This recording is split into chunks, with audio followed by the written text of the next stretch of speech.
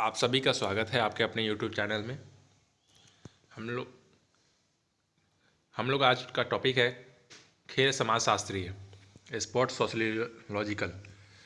तो हम लोग क्वेश्चन नंबर 25 तक कल देख चुके थे। 26 और 27 से हम लोग आज देख रहे हैं 27 नंबर क्वेश्चन। नीचे दो कथन दिए गए हैं, अभिकथन ए और दूसरा तर्क आर। तो अभिकथन ए जो है, कुछ इतिहासकार सिद्धांतों को उनके साक्ष्य की तुलना में जांच भी करते हैं और सामान्यीकरण के आधार पर रूप में सिद्धांत का प्रयोग करते हैं। तर्क आर क्या है? सामान्यीकरण बहुत संश्लेषित कथन है जो कई साक्ष्यों के इतिहासकारों के भाव को प्रस्तुत करता है। उपयुक्त कथनों के संदर्भ में निम्नलिखित में से कौन सा सही है? तो इसका डायरेक्ट आंसर हम लोग देखते हैं, ए। आंसर ए होगा। ए और आर दोनों सही हैं और ए का आर सही स्पष्टीकरण है। ए और आर दोनों सही हैं।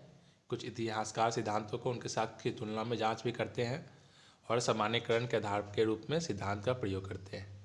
और आर भी सही है। सामान्यीकरण बहुत संश्लेषित कथन है जो कई साक्ष्यों के इतिहासकार के अभाव में भाव को प्रस्तुत करता है। क्वेश्चन नंबर 28, समाजशास्त्र किसका अध्ययन है? तो क्वेश्चन नंबर 28 का सी होगा, मानव समाज का। समाजशास्त्र जो है मानव समाज का अध्ययन करता है। क्वेश्चन नंबर 29, शारीरिक शिक्षा की समाजशास्त्रीय स्थापना चर्चा करता है। तो इसका क्या आंसर होगा? ए होगा। 1 और 4 शरीर प्रकार और समाजीकरण प्रक्रिया। एक बार क्वेश्चन फिर से देखते हैं। शारीरिक शिक्षा की समाजशास्त्रीय स्थापना चर्चा करता है, किस पर चर्चा करता है? शरीर प्रकार पर और समाजीकरण प्रक्रिया पर। क्वेश्चन नंबर 30, मौलिक समाजशास्त्रीय सिद्धांत है। तो मौलिक समाजशास्त्रीय सिद्धांत है, इसका आंसर होगा डी। ए और डी, ए और डी। मौलिक समाजशास्त्रीय सिद्धांत है संरचना पर और संघर्ष सिद्धांत पर। क्वेश्चन नंबर 31,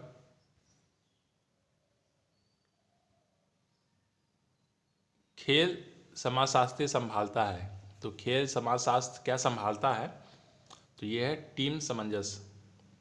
खेल सामंजस्य जो है टीम कोहेजन को संभालता है, टीम सामंजस्य। क्वेश्चन नंबर 32, निम्न में से मनोरंजन के साधन है। तो ये सारे जो है मनोरंजन के साधन है, वाद विवाद, खेल, लोक नृत्य। तो इसका आंसर हो जाएगा उपयुक्त सभी। क्वेश्चन नंबर 33, मनोरंजन क्रियाओं का मुख्य उद्देश्य है। तो मनोरंजन क्रियाओं का मुख्य उद्देश्य क्या है? खोई शक्ति पुनः प्राप्त करना, ए। क्वेश्चन नंबर 34, निम्नलिखित क्रियाओं में से कौन सी मनोरंजन नहीं मानी जाती है? तो ये जो क्रियाएं हैं इसमें कौन सा मनोरंजन नहीं मानी जाती है? योग आसन करना। मनोरंजन में वह गतिविधि संबंध है जो व्यक्ति अपने खाली समय के दौरान करता है। मनोरंजन के मूल्यवान बनाने के लिए गतिविधियां शारीरिक, मानसिक, भावनात्मक एवं सामाजिक आवश्यकताओं के अनुरूप होती है, जैसे रस्साकसी, एथलेटिक्स, पिरामिड बनाना, क्रिकेट खेलना, टिकट एकत्रित करना, कार्डों के खेल, मुखौटा बनाना, वाद विवाद, बहस, पुरातन वस्तुओं का संग्रह, छात्रों को निःशुल्क पढ़ाना आदि। जबकि योगाभ्यास में वह साधन है जिसमें हम अपनी गुप्त शक्तियों को पर नियंत्रण कर पाते हैं। यह स्वयं को पूरी तरह जानने का एक साधन है। योग मनोरंजन नहीं है। तो योग जो है मनोरंजन नहीं है। नेक्स्ट क्वेश्चन हम लोग देखते हैं, बाल अवस्था में व्यवहार में सर्वाधिक प्रभावित होता है। तो बाल अवस्था में परिवार से ज़्यादा प्रभावित होता है। बच्चे लोग जो है परिवार से ही पहले सब कुछ सीखते हैं और उससे प्रभावित होते हैं। क्वेश्चन नंबर 36, मनोरंजन सिद्धांत के प्रतिपादन है। तो मनोरंजन जो है GTW पैट्रिक के द्वारा है। खेल में मनोरंजन सिद्धांत का प्रतिपादन GTW पैट्रिक तथा लॉर्ड कैमेज ने किया। इसके अनुसार व्यक्ति शारीरिक व मानसिक रूप से थक जाने पर अपनी स्वस्थता से खेल खेलता है तथा पुनः स्वयं में नवीन ताजगी और स्फूर्ति संचार करता है। क्वेश्चन नंबर 37, शारीरिक शिक्षा को लोकप्रिय बनाने हेतु सबसे आवश्यक कार्य। तो शारीरिक शिक्षा को, फिजिकल एजुकेशन को लोकप्रिय बनाना है तो इसका आवश्यक कार्य क्या है? समाज की जागरूकता। क्वेश्चन नंबर 38, कैंप के लिए जगह का चुनाव करते समय आप किस चीज़ का ध्यान रखेंगे? अगर कहीं कैंप करना है, कोई खेल का, कोई ट्रेनिंग का कोई कैंप करवाना है, तो उस जगह को चुनाव करते समय आप किस चीज़ का ध्यान रखेंगे? तो जगह प्राकृतिक तथा शहर से दूर हो। क्या होगा आंसर? आंसर सी हो जाएगा कि जब भी आप कैंप करना चाहते हैं कोई भी ट्रेनिंग का, तो उसका जगह का चुनाव जो है, हम जगह के प्राकृतिक और शहर से दूर हो, ऐसा हम लोग को जगह चुनना है। क्वेश्चन नंबर 39, शिविर के लिए भारत अच्छा समय कब है? तो वसंत ऋतु में शिविर के लिए अच्छा समय है, वसंत ऋतु में। क्वेश्चन नंबर 40, शिविर का अनुशासन होता है, तो शिविर का क्या अनुशासन होता है? शिविर जो है बहुत कठोर अनुशासन होता है।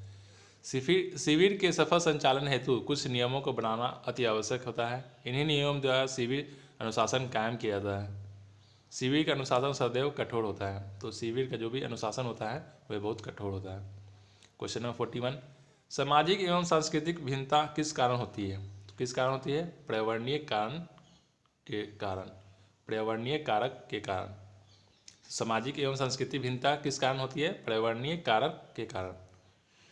चलिए नेक्स्ट क्वेश्चन देखते हैं 42, घर से बाहर तंबुओं अथवा झोपड़ियों में रहने को कहते हैं। तो घर से जो बाहर रहते हैं तंबुओं में, उसको क्या कहते हैं? शिविर। कुछ ऐसे स्थान जहां लोग छात्र, सेना की टुकड़ी आदि निर्धारित समय तक तंबू में या झोपड़ी में, घरों से बाहर वातावरण में एक साथ मिलकर रहते हैं, उसे शिविर कहते हैं। ठीक है, जैसे यहाँ पे दिया हुआ शिविर के प्रकार: शैक्षिक शिविर, योग शिविर, विभिन्न खेलों के प्रशिक्षण शिविर, एनसीसी के शिविर, एनएसएस के शिविर, धार्मिक शिविर, सामाजिक शिविर, समर कैंप, बाल शिविर इत्यादि। क्वेश्चन नंबर 43, YMCA क्लब, बालक स्काउट, बालिका गाइड्स किस अभिकरण के अंतर्गत आते हैं? तो ये स्वयंसेवी के अंतर्गत आते हैं। YMCA यूथ ऑर्गेनाइजेशन क्लब, बालक स्काउट या बालिका गाइड्स कैंप जो है, यह अभिकरण सांस्कृतिक, धार्मिक, शैक्षणिक, रचनात्मक कौशल को प्रोत्साहित करते हैं।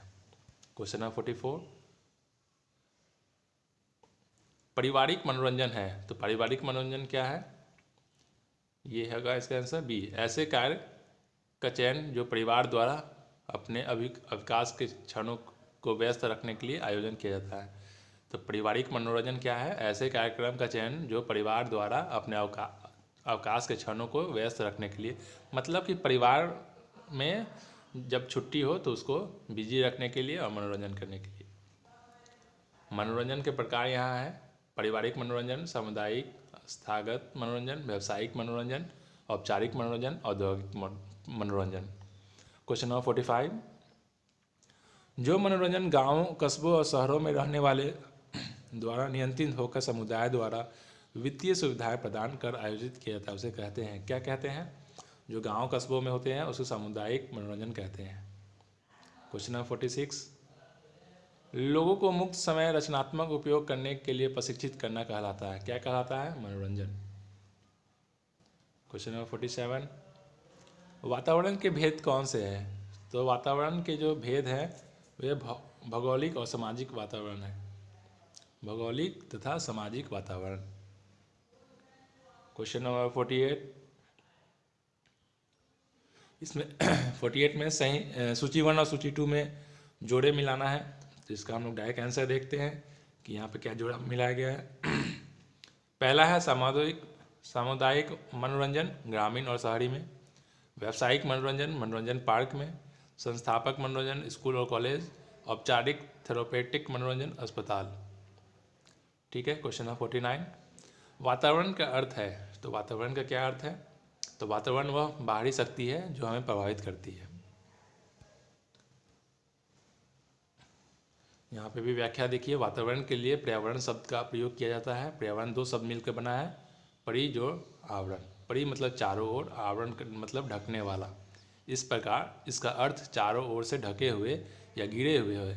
अतः हम कह सकते हैं कि व्यक्ति के चारों ओर कुछ है, उसका वातावरण है। क्वेश्चन नंबर 50, बचपन में बच्चे का बर्ताव इससे सबसे अधिक प्रभावित होता है। किससे प्रभावित होता है? परिवार से। परिवार को देख के ही बच्चे सीखते हैं। क्वेश्चन नंबर 51, निम्न में से कौन सा मानव समूह के प्राथमिक समूह से संबंधित नहीं है? तो प्राथमिक समूह से नहीं है, गांव। मानव समूह के प्राथमिक समूह से संबंधित नहीं है, कौन सा? गांव। क्वेश्चन नंबर 52, दूसरों की उपस्थिति के कारण सकारात्मक प्रभाव को कहा जाता है। तो क्या कहा जाता है? सामाजिक सम्मान देना। दूसरों की उपस्थिति के कारण सकारात्मक प्रभाव को कहा जाता है सामाजिक सम्मान देना। क्वेश्चन नंबर 53, जब एक व्यक्ति वर्तमान सामाजिक मानदंडों को अपनाने के लिए अपने व्यवहार अथवा अभिवृत्ति में बदलाव लाता है तो उसको क्या कहते हैं? तो जब एक व्यक्ति वर्तमान सामाजिक मानदंड को अपनाने के लिए अपने व्यवहार या अभिवृत्ति में बदलाव लाता है उसे हम लोग कहते हैं अनुरूपता। जब एक व्यक्ति वर्तमान सामाजिक मानदंडों को अपनाने के लिए अपने व्यवहार या अभिवृत्ति में बदलाव लाता है उसे हम लोग अनुरूपता कहते हैं। क्वेश्चन नंबर 54, जब समूह के सदस्य पहले से अस्तित्व रखते हैं तथा आमने सामने वार्तालाप करते हैं और शारीरिक निकटता रखते हुए सुदृढ़ भावनात्मक जुड़ाव रखते हैं, ऐसे समूह को कहा जाता है, क्या कहता है? प्राथमिक समूह। क्वेश्चन नंबर 55, सोशियोग्राम डैश की माप करने का एक साधन है। तो किसका सोशियोग्राम जो है किसका नापता है, माप करता है? समूह के सदस्यों के बीच संबंध और आकर्षण। क्वेश्चन नंबर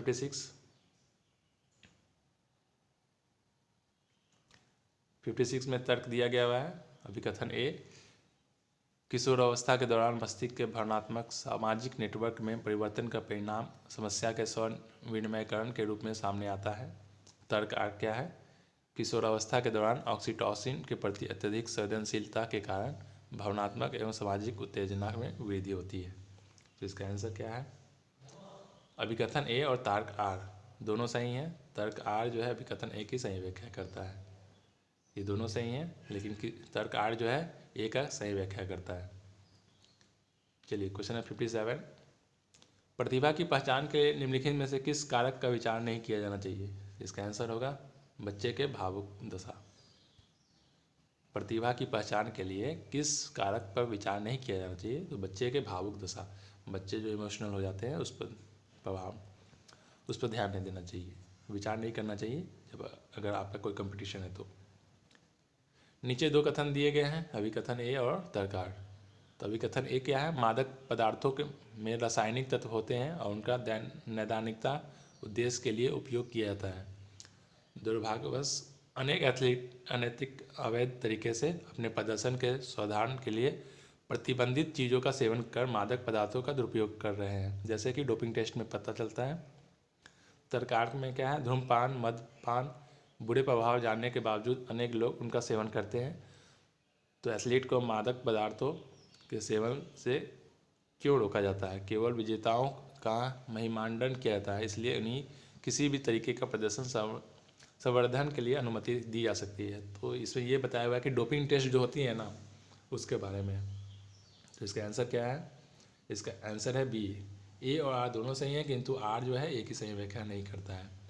जो मतलब कि ए और आर दोनों सही हैं, ठीक है, ए और आर दोनों सही हैं, लेकिन ए आर जो है इसका सही व्याख्या नहीं करता है, क्योंकि यह धूम्रपान और ये फर्स्ट जो करता है उसी के बारे में बताया जा रहा है कि जो फर्स्ट करता है उसी का डोपिंग टेस्ट क्यों होता है, और सब जब धूम्रपान और मद्यपान करते ही हैं तो एथलीट में क्यों नहीं रोका जाता है, इसलिए तर्क आर गलत है।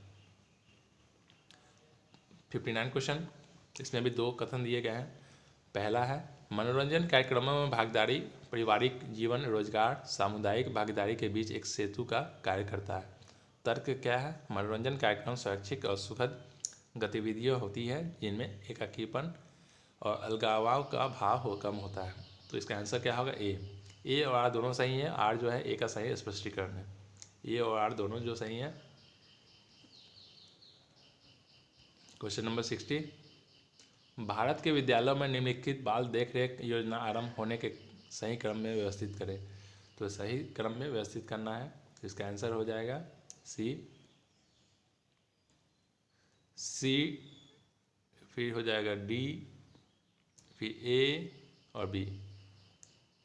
चलिए पहले हम लोग देखते हैं भारत के विद्यालयों में बाल देखरेख योजना। सबसे पहले क्या होगा?